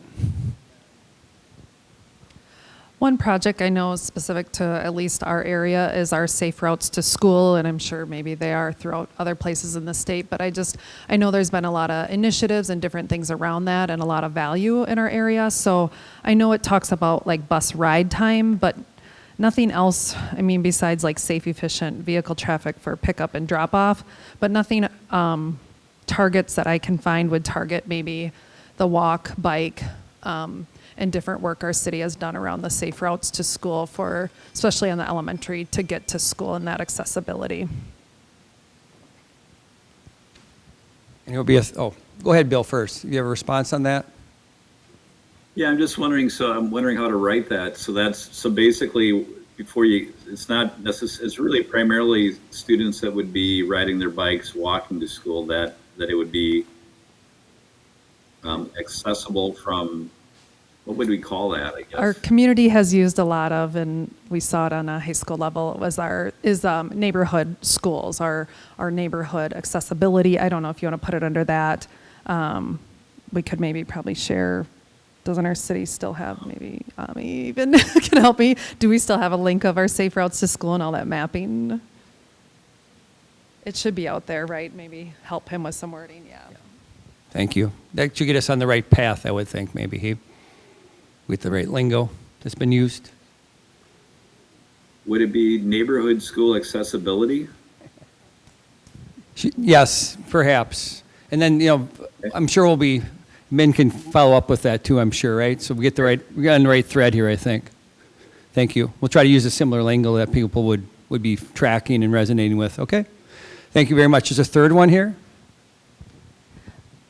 So I'm not going to give you a bullet point to add, but my general feedback is that this list to me speaks specifically to facility, or maybe getting to the facility, but it isn't necessarily speaking to sense of place or connection to neighborhoods and community or relationships to teachers and each other. And to me, that means that the list is oversimplified, and that's where I responded to this would have a very difficult time connecting to this survey. And I don't know if perhaps it means that we need to have more questions that break these things down into categories so that people can respond about facility needs versus community needs versus transportation needs. But I would say that we need to refine and that our community deserves to be given an opportunity to really refine their feedback as well. I mean, if that's what we're seeking to do, I want our community members to have that opportunity to refine as well. So again, not a bullet point, but I have to give my sincere feedback.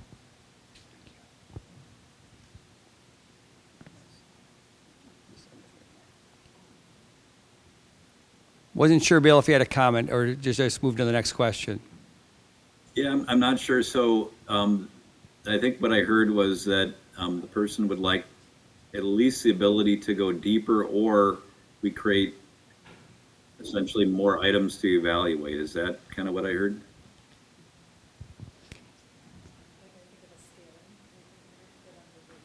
Yeah, but I mean, perhaps either we can scale what's most important to us, or we break down the questions into various categories so there's less to choose from in one question. It's a pretty long list, and a lot of these things are going to be important to a lot of people. My biggest feedback here is that it lacks the ability to respond to what, to me as an elementary school parent, matters, and that sense of place and community above and beyond the new library that my children were fortunate to have. So I'm using my personal experience just to try and better articulate what I'm saying about the question. Should we consider adding sense of place and community? Would people know what that is? When you describe it, I get it. I'm just wondering if people would get it if they read that without the background. Yeah, I'm seeing a lot of head nodding in the room, so I think yes, people would definitely connect to that. All right. Thanks, Courtney. One here. We have two more at least, so here's the next one. I just wanted clarification because I love the idea of having examples or further explaining what something means, because I do think we are going to get a lot of people who don't understand certain things that are listed here. So that being said, myself, I don't know what fewer site challenges and or limitations means. And I don't know if we can provide an example or if you just want to like tell me, maybe it's just me. But if I'm questioning it, and I would call myself smart, others are going to question it. So I'm just saying, I just think more explanation, the better. So maybe if we would put some such as's after each one to try to define it so people would be on the same page when they respond? Yeah, and I think if you could honestly tell me, what does that actually mean? I'm curious. I don't know what that means. I think site challenges are things like there's not enough green space, not enough parking, not enough, where it's a very hilly site that creates limitations, things like that. That's more of an architectural thing. And I think those are great examples that should be listed. Okay. Thank you. Another question for you, Bill. Thank you. My kind of consideration kind of was triggered by one of the specific pieces that was put in here, which feels to me like it may, just the way it's written and the fact that it's written in this way has a bias in it, and it's safe, efficient vehicle traffic flow for student pickup, drop-off. Safe vehicle traffic flow is the opposite of efficient vehicle traffic flow at a school site. Efficient means lots of vehicles, safe means very few vehicles. And so that makes me start to look at some of the similar points that Courtney was making, where everything that's listed here seems to be a task or a step versus the greater objective. And so you can check off tasks and still miss your objective. And so potentially I think that we would be served to have larger, broader objectives for our community or for these spaces that then can be broken down into specific tasks. Just saying that we did X, Y, and Z doesn't mean that it's better. Thank you.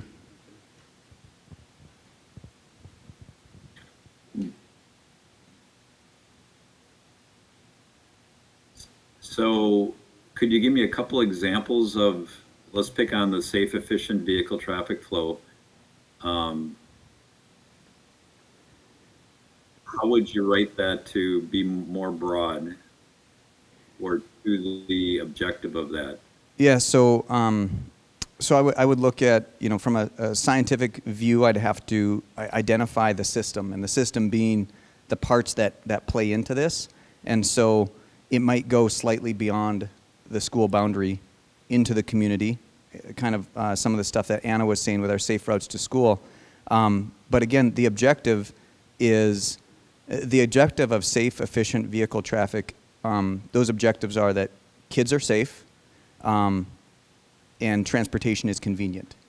That doesn't necessarily mean vehicle is involved, a personal vehicle. So those are the objectives are children are staying safe, maybe even efficient vehicle traffic flow. If it's 150 SUVs moving through the parking lot, that's antithetic to ecological decisions. So when we look at those bigger objectives, it's looking at making sound ecologic decisions in our school system, making safe choices for our students in our school system.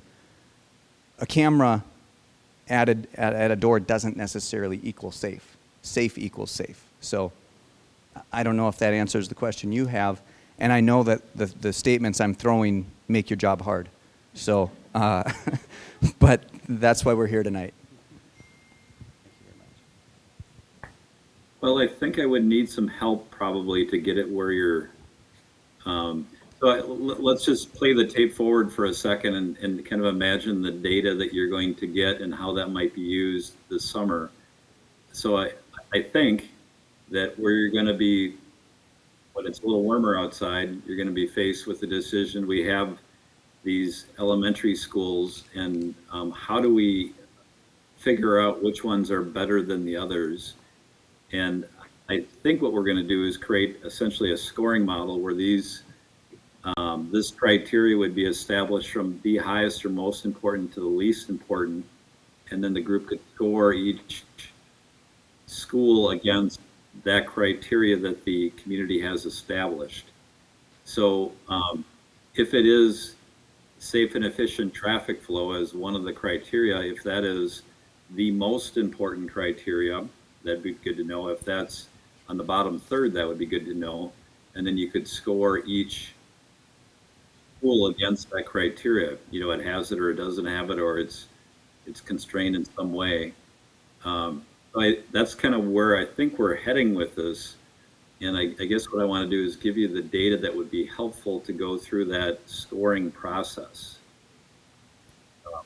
Yeah, I think that's the challenge here, and challenge here overall is that's exactly, I think, what we're trying to do is have, again, you to see input from the community about this as you consider your input about, you know, these tasks before us, and then how do you have a list that is, you know, inclusive of lots of potential factors without being overwhelming.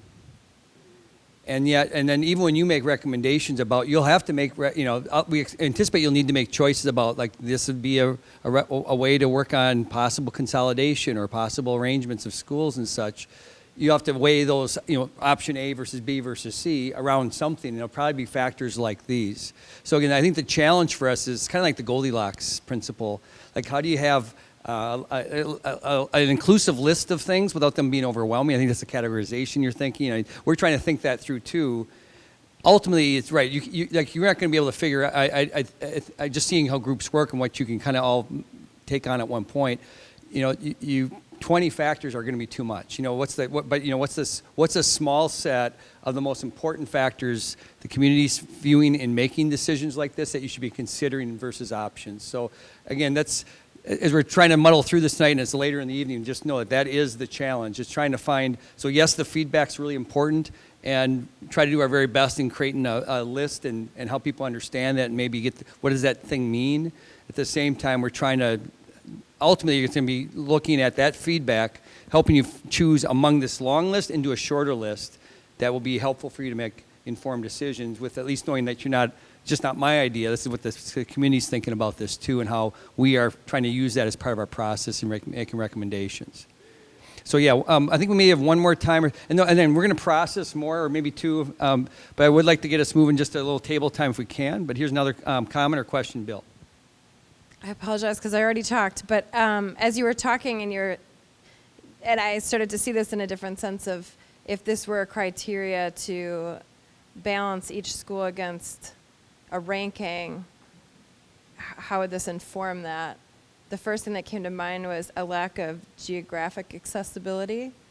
Because I realize as I look at this list, I can rank them according to what I have, but the reality is I want a neighborhood school. Okay. I want to be able to walk or bike there.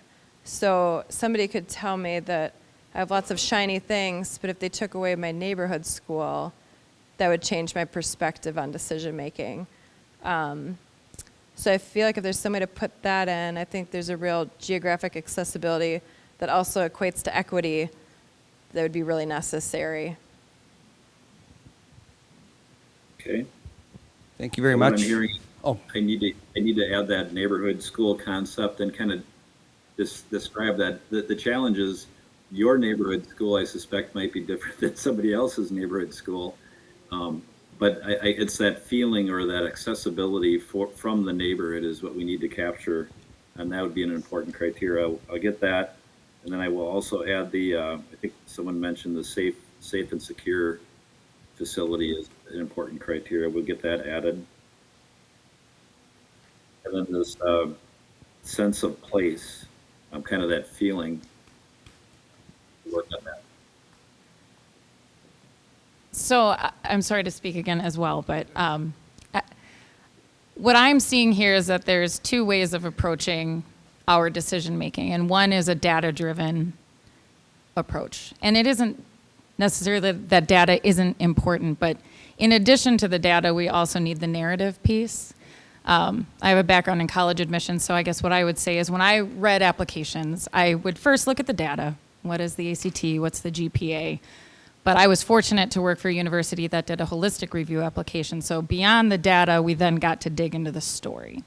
And what I think I've heard in the community is that they want to make sure that their story is heard. And so I think what we're all saying, whether we're saying the exact same thing or not, is how do we develop a survey that both gathers data that can easily be crunched and processed into lists and ordered into, I'm not going to get into that.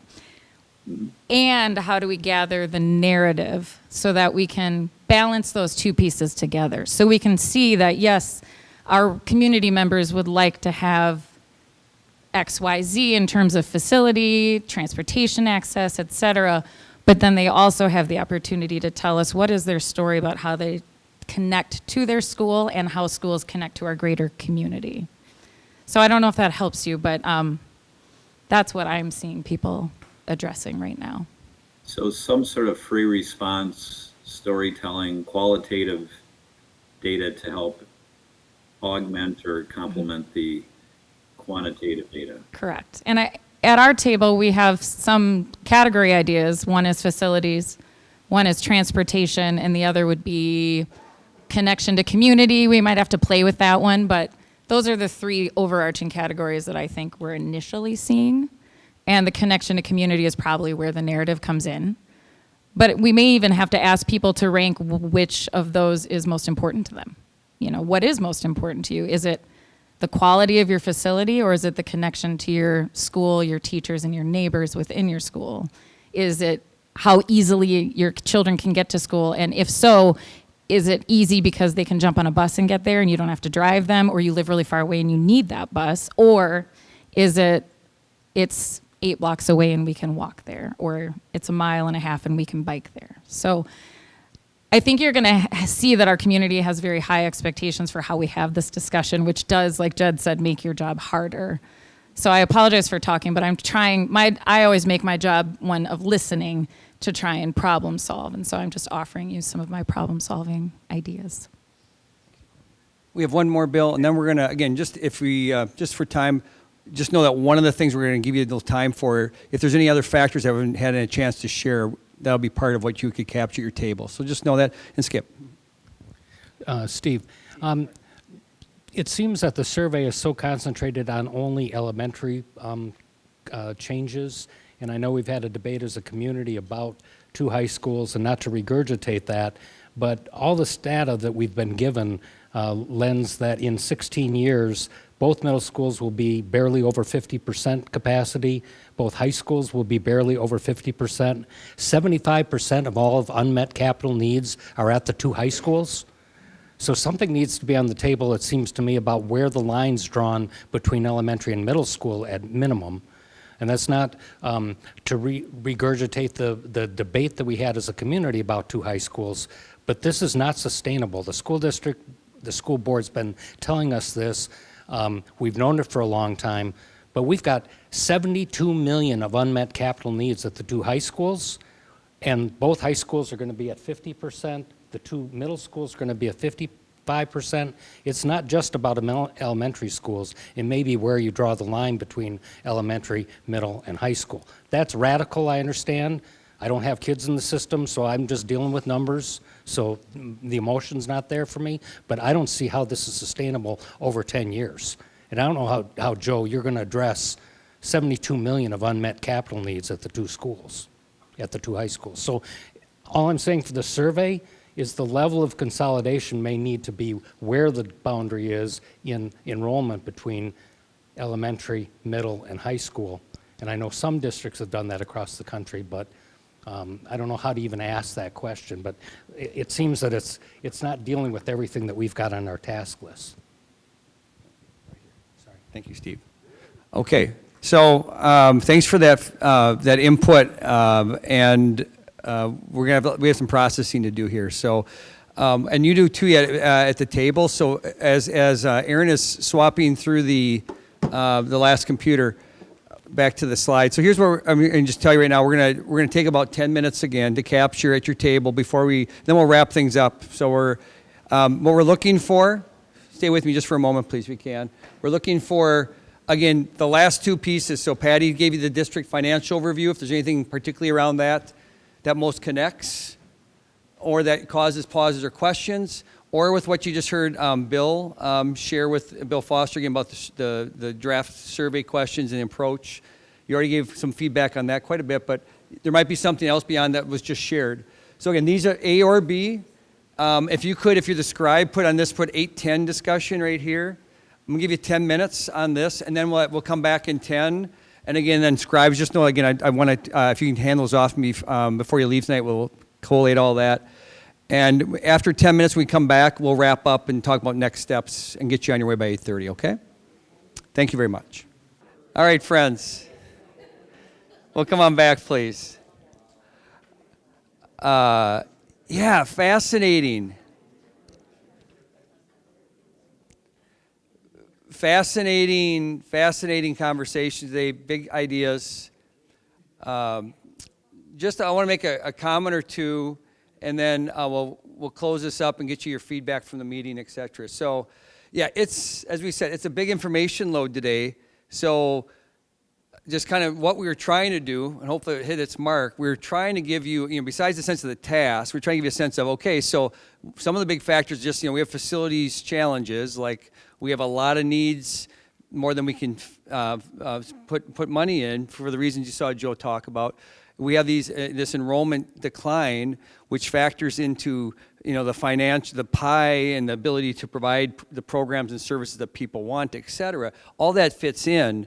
And so then when we get to the survey piece, there's a whole bunch of things that like folks, Mr. Engel and Dr. Engel and the team have to all try to sort out. Your scope is about facilities. Ultimately, what's this? How does it impact? So again, we talk about finances, and again, but they factor enrollment factors. But again, it's really about ultimately those things. That background, we try to give you some information on, just so you see how it all comes together. It's really creating the need for the system because of declining enrollment, because of the finances, because of the facilities where they are. That the community will probably have to make some decisions around facilities planning and the use of facilities, et cetera. So just know, again, your scope, the things we're asking about, is about what kind of facilities advice might you give the board or the system about. Do we need to consolidate? In what ways would that affect boundaries? So again, I just want to, because again, once we get you that, the challenge is to try to keep it within the focus of the scope, which is facilities advice. And you gave us a lot of good feedback. We're going to have to process that, just like you're processing that. But I just want to say thank you, because it's a lot of stuff to try to absorb. You did a fantastic job. We'll look forward to this. Who are the scribes, by the way? If I just see you at the table. So again, you're going to do your best. Hopefully, and you had two different segments. If you make sure it's clear, there was a 7-10 and there was an 8-10, and then if there's something that's is there some that resonates, some that were questions? If it's not really clear, just help us with that, because we're going to try to bring that all together from the various tables. And then hopefully other nights you got a chance a little bit to hear what other people are thinking as much as we could, which is great. Hopefully we'll be able to do that even more. But again, that's the idea. But again, we want to make sure that you can also see what other people are thinking. We want to have a very transparent process as we go. And just thank you, everyone involved as we got this underway. I'm glad after a lot of months of planning, we're underway. So next meeting is May 11th. That's 3 weeks from tonight. Same place, same time. There'll be food available early. Thanks for getting here early, having some food, and building a little community. When you come, just get expected routine. Like we'll have a seating chart. It'll probably be different. You might be sitting at a whole different table knocking to other people, which would be great. We're going to try to do that. These are the topics in general we're thinking. Again, we'll have to look at how things are going. Not just the input you just got, but last thing we're going to ask you to do, and again, we'll see in 3 weeks, would be that we're going to ask you to just give a quick little exit ticket. There's one for everyone at your table here. And if you could just leave those at your table once you're done. Again, 3 quick questions. What went well? What could be improved? And what do you want to learn more about? If we haven't already heard it, but again, that'd be helpful as an exit slip for the overall today meeting 1 of the FAC. And I'll be quiet and just say safe travels once you're done. We look forward to seeing you in 3 weeks, and thank you so much.